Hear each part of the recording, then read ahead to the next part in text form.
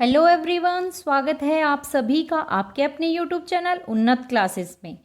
देखिए, एग्ज़ाम्स का सिलसिला जारी है। अभी बीपीएससी 3.0 की एग्ज़ाम होने वाली है। वैसे ही DSSB की एग्ज़ाम भी अभी टीजीटी की कभी भी हो सकती है। तो हम उसके लिए जो 10th क्लास की एनसीईआरटी की एसएसटी की बुक है, ज्योग्राफी, हिस्ट्री और पॉलिटिकल और इकोनॉमिक्स, चारों को मिलाकर हमने क्वेश्चंस को बनाया है।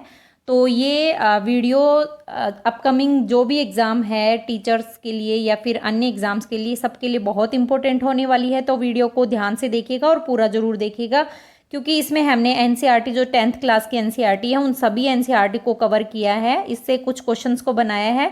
तो ये बहुत इंपॉर्टेंट है। तो चलिए स्टार्ट करते हैं वीडियो। तो इसमें देखिए, हिस्ट्री, ज्योग्राफी, पॉलिटिकल और इकोनॉमिक्स, चारों सब्जेक्टों को हमने मिलाकर क्वेश्चंस को, इंपॉर्टेंट जितने भी क्वेश्चंस हैं उनको हमने लिया है। स्टार्ट करते हैं। फर्स्ट क्वेश्चन है, भारत में उपभोक्ता दिवस कब मनाया जाता है? तो देखिए, भारत में उपभोक्ता दिवस मनाया जाता है 24 दिसंबर को। क्यों मनाया जाता है कि जो उपभोक्ता संरक्षण अधिनियम था वो कब लागू हुआ था? वो 24 दिसंबर 1986 को लागू हुआ था, इसलिए भारत में उपभोक्ता दिवस मनाया जाता है 24 दिसंबर को, क्योंकि उपभोक्ता संरक्षण अधिनियम जो था वो 24 दिसंबर 1986 को लागू हुआ था। नेक्स्ट क्वेश्चन है, कोपरा के अंतर्गत उपभोक्ता विवादों के निपटारे के लिए स्थापित है। तो देखिए, कोपरा है क्या है? तो कोपरा की फुल फॉर्म अगर हम देखें तो कंज्यूमर प्रोटेक्शन एक्ट है ये, और ये भारतीय जो उपभोक्ता संरक्षण अधिनियम है 1986, इसके अंतर्गत इसको लाया गया था। इसमें क्या होता है कि जो भारत के उपभोक्ता हैं उनके हितों की रक्षा के लिए जो भारतीय संसद है उसने इस अधिनियम को पारित किया था 1986 में। किस लिए? क्योंकि जो जितने भी कंज्यूमर हैं उनके जो भी प्रॉब्लम्स हैं उनको सॉल्व करने के लिए इस अधिनियम को लाया गया था। इसे उपभोक्ता संरक्षण अधिनियम 2019 के द्वारा प्रतिस्थापित किया गया था। जो 2019 में उपभोक्ता संरक्षण अधिनियम दोबारा आया, इससे इसको प्रतिस्थापित किया गया था। Consumer protection act full form भी एग्जाम में पूछ सकता है, कोपरा, COPRA, कोपरा, कंज्यूमर प्रोटेक्शन एक्ट। और इसके अंतर्गत देखिए, ये जितने भी ये सभी आयोग इसके अंदर कार्य करते हैं, जिला आयोग, राज्य स्तरीय आयोग, राष्ट्रीय आयोग, उपयुक्त सभी इसका आंसर है। जिला आयोग पर, राज्य आयोग पर 20 लाख से 1 करोड़ तक के बीच के जो मामले हैं उनसे ये निपटारा करता है। तो ये कोपरा का उपभोक्ता विवादों से निपटारे के लिए जिला आयोग, राज्य स्तरीय आयोग और राष्ट्रीय आयोग, तीनों ही आयोग इसके अंतर्गत आते हैं। नेक्स्ट क्वेश्चन है, निम्नलिखित में से कौन केंद्रीय सरकार की ओर से नोट जारी करता है? तो देखिए, केंद्रीय सरकार की ओर से जो नोट जारी करता है वो कौन करता है? RBI करता है, भारतीय रिजर्व बैंक। और तो देखिए, रिजर्व बैंक की स्थापना कब हुई थी? 1935 में रिजर्व बैंक की स्थापना हुई थी। कहाँ पर हुई थी? तो कलकत्ता में इसकी स्थापना हुई थी। और कलकत्ता में स्थापित होता है भारतीय रिजर्व बैंक 1935 में। 1937 में ये कलकत्ता से कहाँ स्थानांतरित कर दिया जाता है? मुंबई में इसका स्थानांतरण कर दिया जाता है 1937 में। तो जो केंद्रीय सरकार की ओर से नोट जारी करता है कौन? भारतीय reserve bank, RBI। Next question है, गुजरात के बारदोली किसान आंदोलन का नेतृत्व किसके द्वारा किया गया? सरदार वल्लभ भाई पटेल, महात्मा गांधी, जवाहरलाल नेहरू या BR अम्बेडकर के द्वारा? तो देखिए, जो बारदोली किसान आंदोलन था उसकी शुरुआत होती है 1928 में। ये किसान आंदोलन हुआ था बारदोली, गुजरात में। और ये हुआ किस लिए था? ये हुआ था भू राजस्व में जो वृद्धि हुई थी, इसके विरोध में ये किसान आंदोलन किया गया था। और इसका नेतृत्व किसके द्वारा दिया गया था? तो ये किया गया था सरदार वल्लभ भाई पटेल के द्वारा। बारदोली किसान आंदोलन का नेतृत्व किया गया था। बारदोली किसान आंदोलन कब हुआ था? 1928 में, याद रखिएगा। अगला क्वेश्चन है, उपभोक्ता संरक्षण अधिनियम 1986 एक उपभोक्ता को निम्नलिखित में से कौन सा अधिकार प्रदान नहीं करता है? नहीं, देखिए, नहीं करता है। आपको देखना है, चयन का अधिकार, सूचना का अधिकार, उपभोक्ता शिक्षा का अधिकार और उधार लेने का अधिकार। तो देखिए, जो उपभोक्ता संरक्षण अधिनियम 1986 है उसके अंदर उपभोक्ता को जो अधिकार प्रदान किए गए हैं वो मोस्टली 6 अधिकार हैं। उसमें चयन का अधिकार आता है, सूचना का अधिकार आता है, उपभोक्ता शिक्षा का अधिकार आता है, परंतु उधार लेने का अधिकार नहीं आता। हम कभी भी किसी भी दुकान पे या कहीं भी जाते हैं तो देखिए उसमें बोर्ड लगा हुआ आता है कि उधार से माफ़ी, तो उधार देने का कोई अधिकार प्रदान नहीं किया गया है। और इसमें 3 अधिकार ये हैं, और 3 कौन कौन से और हैं तो देखिए, एक सुरक्षा का अधिकार इसके अंतर्गत आता है, एक प्रतिनिधित्व का अधिकार आता है और एक क्षतिपूर्ति निवारण का अधिकार। तो मोस्टली 6 अधिकार उपभोक्ता को दिए गए हैं, चयन का, सूचना का, उपभोक्ता शिक्षा का, सुरक्षा का, प्रतिनिधित्व का और क्षतिपूर्ति निवारण का, परंतु उधार लेने का अधिकार नहीं मिलता है। अगला क्वेश्चन है, निम्नलिखित में से मुद्रा का कार्य क्या है। तो देखिए मुद्रा का कार्य मापन का, भुगतान का, संचय का या उपयुक्त सभी। तो देखिए मुद्रा के ये सभी कार्य हैं, मापन का भी कार्य है, भुगतान भी मुद्रा से और संचय भी मुद्रा, तो ये तीनों ही कार्य मुद्रा का है। अगला क्वेश्चन है, निम्नलिखित में से कौन एक गुमाशतों से संबंधित है। तो देखिए गुमाशते क्या होते थे, तो गुमाशते होते थे अवैतनिक नौकर, विदेशों में काम करने वाले मजदूर, कंपनी द्वारा नियुक्त पर्यवेक्षक या व्यापारी। तो देखिए गुमाश्ते होते थे जो कंपनी द्वारा नियुक्त पर्यवेक्षक होते थे, उन्हें गुमाश्ते कहा जाता था। तो ये इसका राइट आंसर है, गुमाश्ते कंपनी द्वारा नियुक्त पर्यवेक्षक। अगला क्वेश्चन है, नमक यात्रा कब शुरू की गई थी। तो नमक यात्रा कब शुरू की गई थी, आप सबको पता होगा, गांधी जी द्वारा जो दांडी मार्च स्टार्ट किया गया था वो किया गया था 12 मार्च 1930 को नमक यात्रा शुरू की गई थी 12 मार्च 1930 को। और ये एंड कब हुई थी, इसकी समाप्ति कब हुई थी, तो ये हुई थी 6 अप्रैल 1930 को। 12 मार्च 1930 को गांधी जी द्वारा दांडी मार्च स्टार्ट किया गया था, इसमें इनके साथ 78 अनुयायी थे और ये 240 मील चलकर दांडी पहुंचते हैं और नमक कानून का उल्लंघन करते हैं। तो ये इसका राइट आंसर है 12 मार्च 1930 को, और 6 अप्रैल 1930 को ये नमक कानून वहां दांडी पहुंचकर नमक कानून तोड़ते हैं। अगला क्वेश्चन है, महात्मा गांधी जी दक्षिण अफ्रीका से भारत कब लौटे थे। तो देखिए जनवरी 1915 में, मार्च 1916 में, अगस्त 1917 में या फिर नवंबर 1918 में।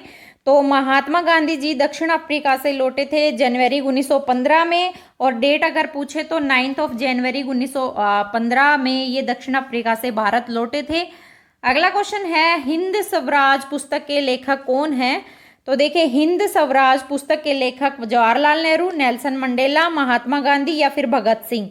तो इसके हिंद स्वराज पुस्तक के लेखक है महात्मा गांधी। ये दक्षिण अफ्रीका से जब आ रहे थे तब इन्होंने ये पुस्तक लिखी थी, हिंद स्वराज। तो हिंद स्वराज की स्थापना किसने की, हिंद स्वराज किसने लिखी थी, ये लिखी थी महात्मा गांधी जी के द्वारा लिखी गई थी। अगला क्वेश्चन है, निम्नलिखित में से कौन सा एक रेशा गोल्डन फाइबर कहलाता है। तो देखिए गोल्डन फाइबर कौन सा रेशा कहलाता है, तो ये कहलाता है ऊन, जूट, रेशम या कपास। तो देखिए जो जूट है जिसे हम पटसन भी कहते हैं, ये कहलाता है गोल्डन फाइबर, यानी कि सुनहरा धागा भी इसे बोलते हैं। तो ये जूट जो होता है वो गोल्डन फाइबर कहलाता है। अगला क्वेश्चन है, गुलामगिरी पुस्तक के लेखक कौन हैं।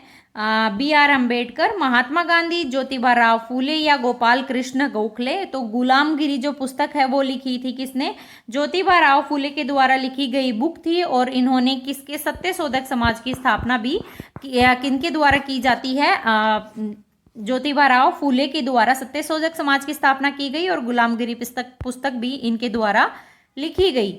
नेक्स्ट क्वेश्चन है, फ्लाइंग शटल का आविष्कार कब किया गया। तो देखिए फ्लाइंग शटल का जो आविष्कार है वो 1733 में किया गया था। और फ्लाइंग शटल का आविष्कार किसके द्वारा किया गया, तो ये किया गया था जॉन के द्वारा फ्लाइंग शटल का आविष्कार किया गया था। औद्योगिक क्रांति में से क्वेश्चन है। नेक्स्ट क्वेश्चन है, बंगाल गजट पत्रिका बंगाल गजट जो पत्रिका है उसके संपादन किसने किया था। तो बंगाल गजट पत्रिका का संपादन वॉरेन हेस्टिंग्स ने, जेम्स ऑगस्ट हिक्की ने, राजाराम मोहन राय ने या गंगाधर भट्टाचार्य ने। तो देखिए जो बंगाल गजट पत्रिका है उसका संपादन किसके द्वारा, जेम्स अगस्टस हिक्की के द्वारा इसका संपादन किया गया था। कब, 1780 में इसका संपादन किया गया था। जेम्स ऑगस्टस हिक्की के द्वारा। नेक्स्ट क्वेश्चन है, भारतीय जनसंघ को कब और किसके द्वारा गठित किया गया था? तो भारतीय जनसंघ को 1951 में श्यामाजी प्रसाद मुखर्जी के द्वारा गठित किया गया था।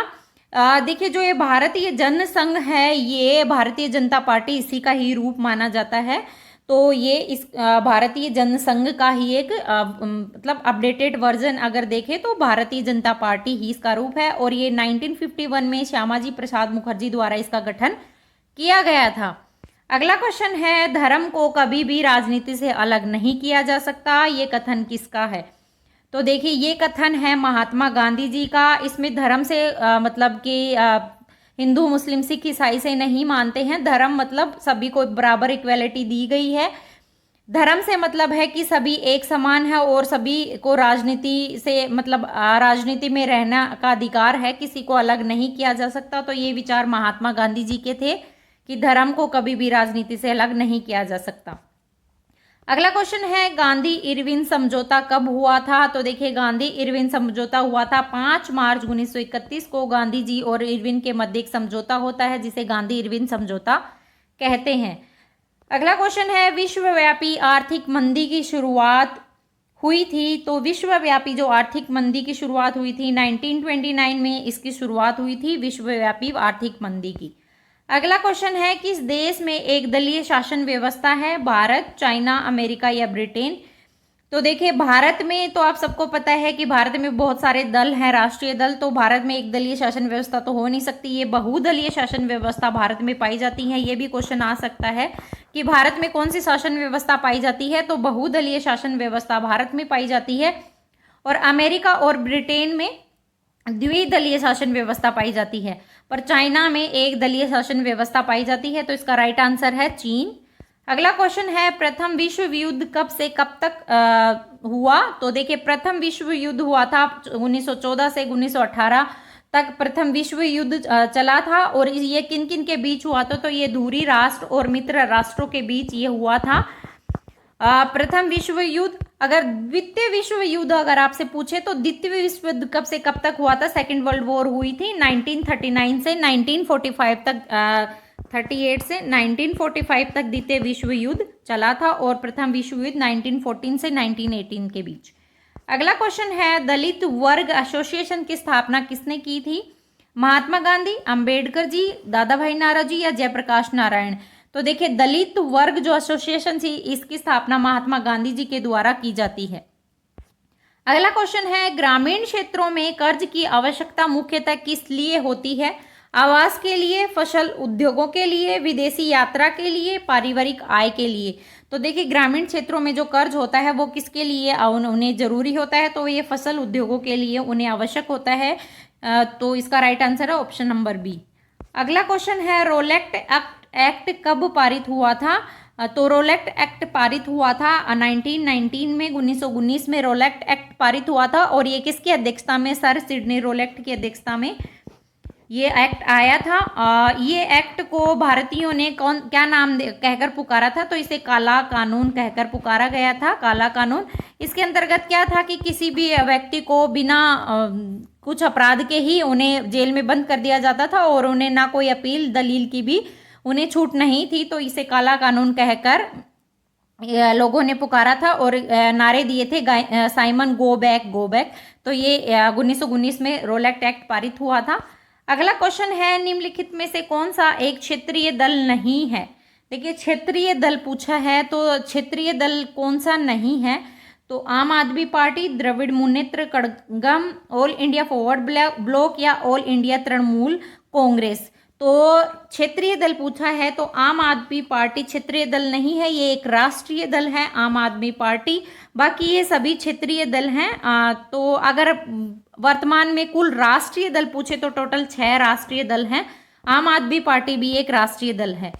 अगला क्वेश्चन है, जलियांवाला बाग हत्याकांड कब हुआ था? तो देखिए, जलियांवाला बाग जो हत्याकांड हुआ था वो 13 अप्रैल 1919 को ये हत्याकांड होता है। इसमें कहाँ पर होता है? तो ये अमृतसर में, अमृतसर पंजाब में वैशाखी के दिन ये घटना घटित होती है, और जनरल डायर ने लोगों की भीड़ पर गोलियां बरसाई थी।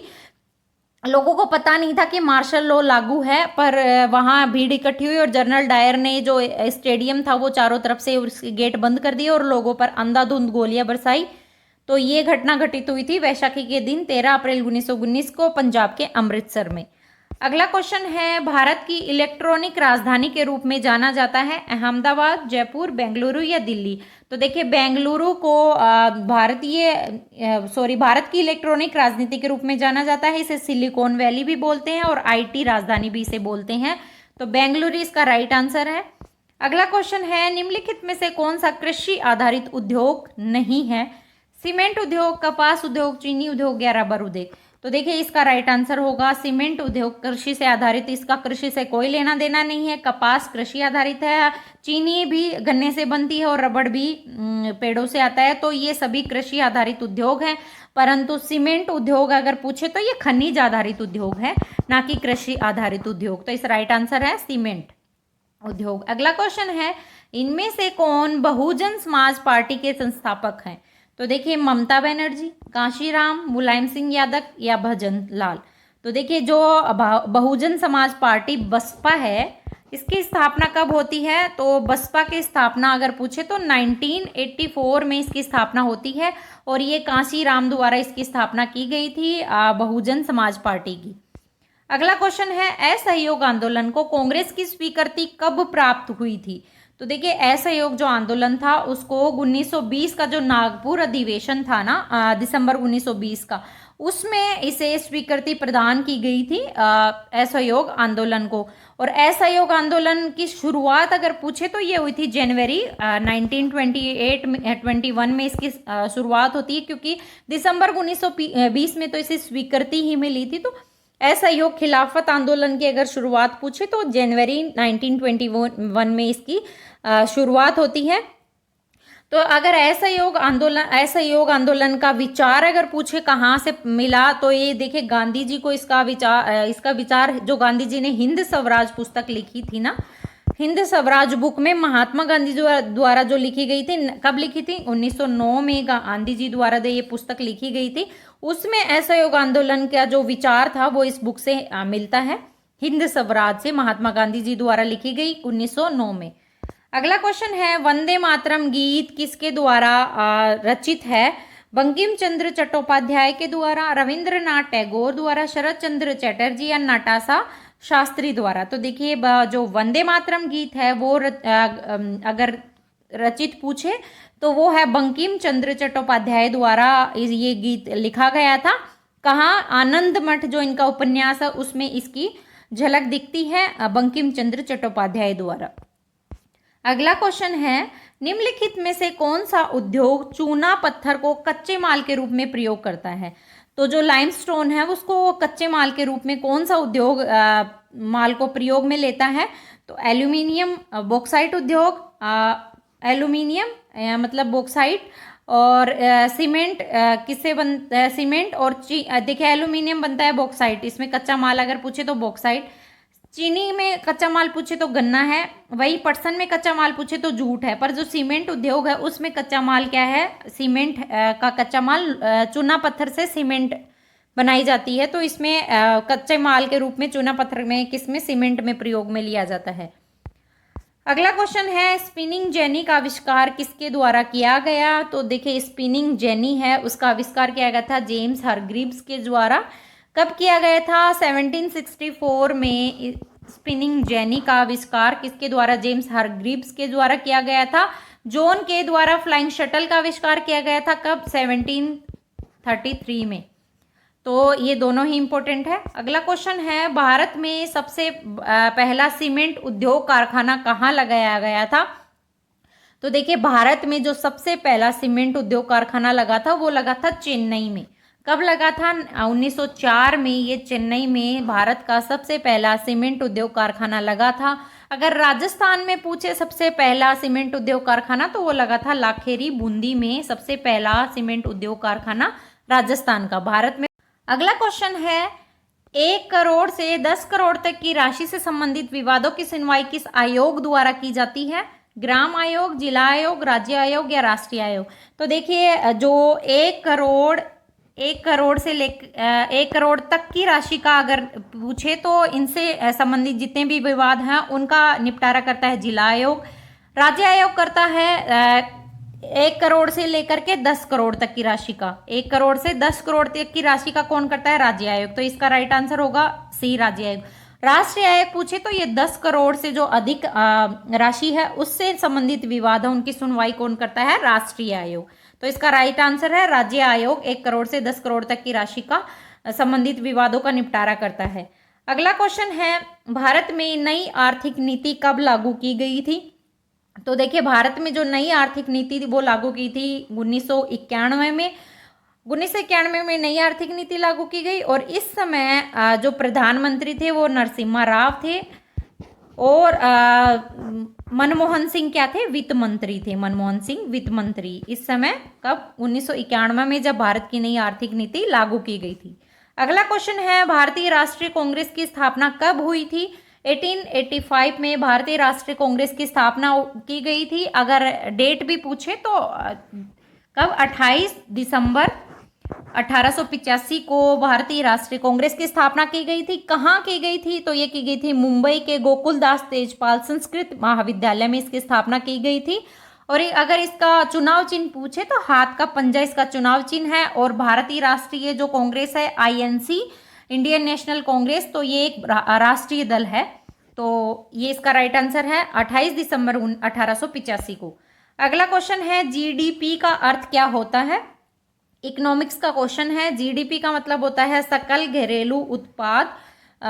सकल घरेलू उत्पाद GDP की फुल फॉर्म होती है। अगला क्वेश्चन है, कुल जमा राशि का कितना प्रतिशत हिस्सा बैंक अपने पास नगद में रखता है?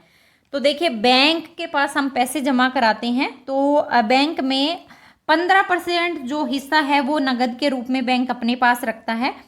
उसका क्या करता है? देखिए, बैंक के पास हम 100 रुपये जमा कराएंगे, 100 रुपये जमा कराते हैं, उसमें क्या करता है बैंक? 15 रुपये अपने पास रखता है और 85% जो रुपीज़ हैं वो ऋण के रूप में लोगों को जिसको ज़रूरत होती है उसको उपलब्ध कराता है। तो ये 15% जमा अपने पास रखता है। अगला क्वेश्चन है, इनलैंड इमिग्रेशन एक्ट कब पारित हुआ था? तो देखिए, इनलैंड इमिग्रेशन एक्ट है वो 1859 में पारित हुआ था। अगला क्वेश्चन है, निम्नलिखित में से कौन सी मिट्टी कपास उगाने के लिए आदर्श है? तो देखिए, जो काली मिट्टी है, ब्लैक सॉइल है, वो कपास के लिए बहुत ही उपजाऊ मिट्टी है। इसी में कपास की खेती की जाती है। तो सबसे अच्छी मिट्टी मानी जाती है काली मिट्टी। तो कपास के लिए अगर देखें तो काली मिट्टी सबसे ज़्यादा उपजाऊ है। तो ये थे हमारे आज के मोस्ट इम्पोर्टेंट 10th क्लास की NCERT हिस्ट्री, ज्योग्राफी, पॉलिटिकल और इकोनॉमिक्स के क्वेश्चंस। आगे आने वाले वीडियोस में हम और भी ऐसे क्वेश्चन लेने वाले हैं, तो चैनल के साथ जुड़े रहिएगा। और अगर आपने अभी तक चैनल को सब्सक्राइब नहीं किया है तो प्लीज़ चैनल को सब्सक्राइब कीजिए, वीडियो को लाइक कीजिए, शेयर कीजिए और कमेंट कीजिएगा कि आपको वीडियो कैसे लग रहे हैं। अपनी एग्जाम की